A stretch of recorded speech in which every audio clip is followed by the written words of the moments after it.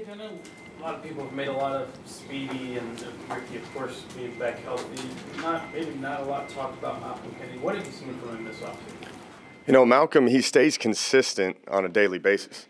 You know, he's been the one guy that has made plays in many games, and he's the guy that is the vocal leader of our team and of our offense. And he's definitely a person that these quarterbacks look towards in times of need, and you know we can rely on him making a consistent catch.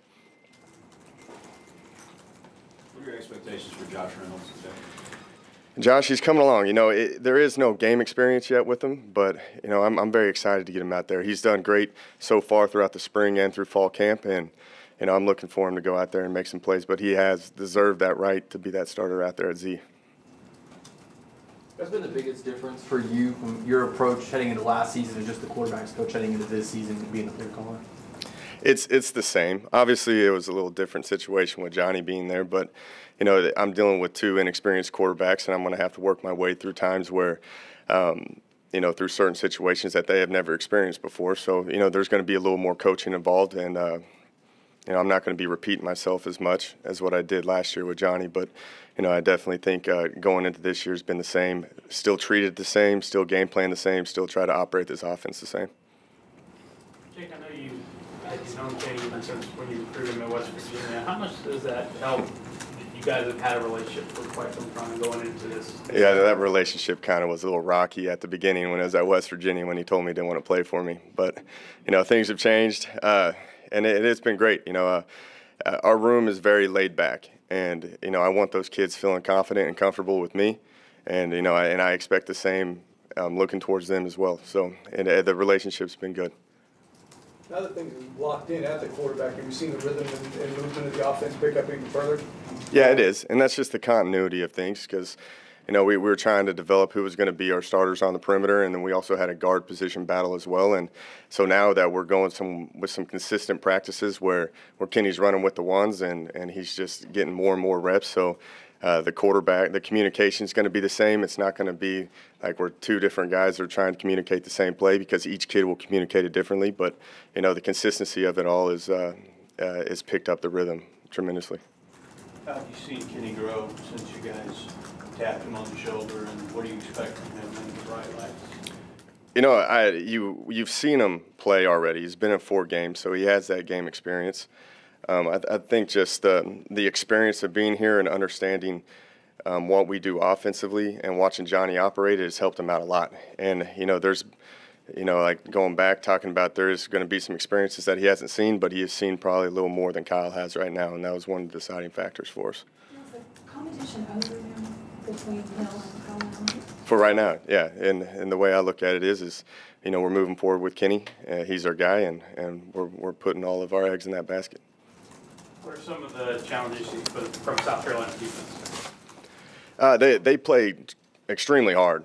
You know, they don't do too much defensively, but they line up and they play man and they play as hard as they can. And you got to give them credit on how hard they play. And that's the thing that just jumps out to me. I think they've got a good amount of team speed. You know, again, they only allowed about 20 points a game on average last year, so they play sound football and they play hard. Coach, with Mike Evans going to the NFL draft, of course, can you see Ricky Seals-Jones being one of those big physical guys that can kind of take that spot that Mike had? Definitely. Ricky's had a great fall camp. You know, going through spring ball, he was a little rusty. Still, I don't believe he was 100% healthy then. Coming in now, he's been moving around with a good sense of urgency, and you know, I think he's definitely going to be a target. He's a big target, which Mike brought that to the field. Those bigger guys are more of a comfort level for those quarterbacks because they don't have to be as accurate with the ball. Someone said that every offensive coordinator that runs this offense has their own personality. I know you don't want to give away your whole offensive game plan, but what is your personality that we're going to see when we see this offense? I don't know yet. You know, I think it changes every year, to be honest with you, which is due to the personnel that you have. And I think you can be a little bit more unique with things, with body types, with Cam Clear and the amount of receivers that we have and the amount of running backs we have. So I think we can be a little more balanced instead of just, you know, always just going out there and throwing it around a bit. I think we can utilize a good run game and at the same time be able to throw it around a bit. So. Is there a difference in your approach personally to this season compared to last? And have you talked to someone like Cliff, who went from being quarterbacks coach to offensive coordinator? You know, the main conversations I had with Cliff was about the quarterback battle, on how he handled the one that he had at Texas Tech last year, because it's a tough decision, especially when both those kids are playing. But, you know, I've treated it the same.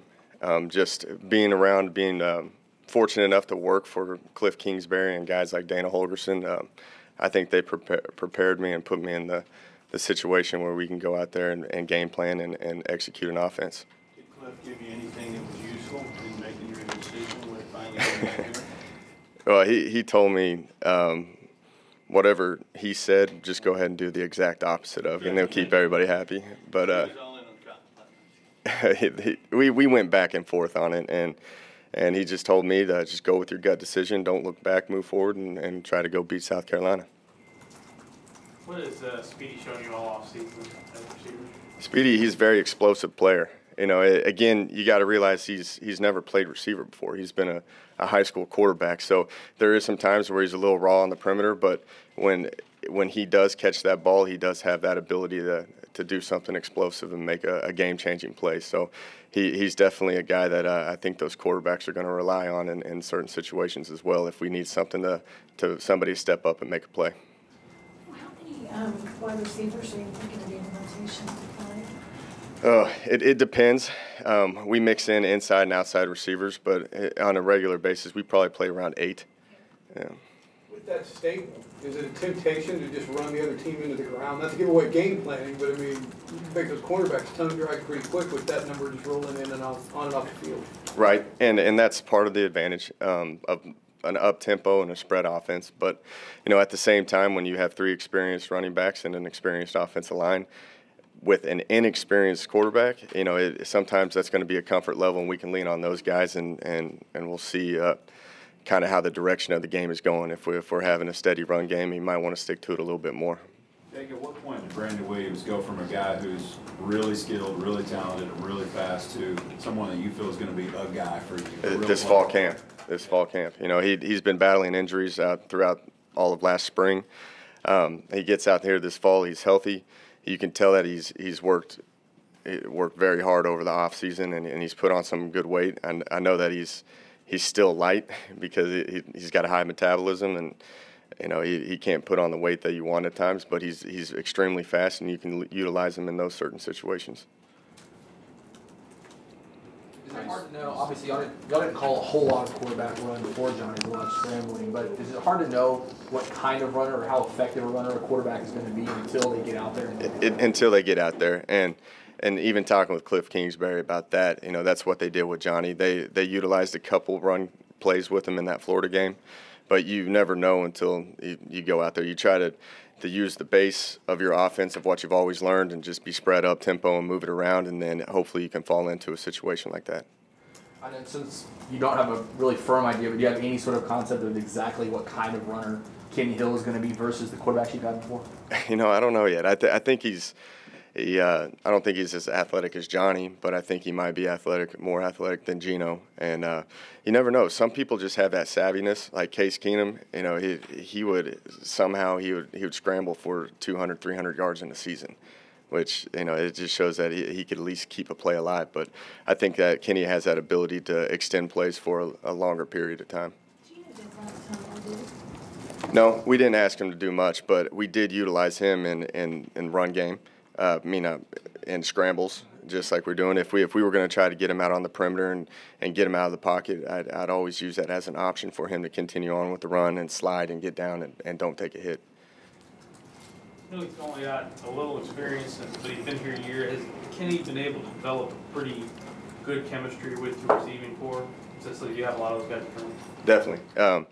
You know, a lot of them are returning, so he knows what they're good at, and I think that's also part of one of the reasons why we went with Kenny is just he's seen these guys run routes, he knows what they're good at, and he knows what checks in certain situations to get them the ball at what they're going to have the most success at. So I think that's a big part, and that's what I was saying with Speedy. He is raw at times, but I think they've built a good continuity over the course of fall camp on what routes and what plays that they do the best on. Coach Spav, Sabo Holmes making a few waves. Is it any surprise that, I guess, his continuity with Kenny, and all of a sudden here he comes making the play? Right. No, Sabo, he's consistent. He can play all 4 positions, and he's definitely worked himself into that, that 5th, 6th receiver. And times we go empty packages, he's going to be the guy on the field. So, his Sabo he's built that trust with the quarterbacks, and he's in the right place at the right time. So, they're definitely comfortable with him being out there.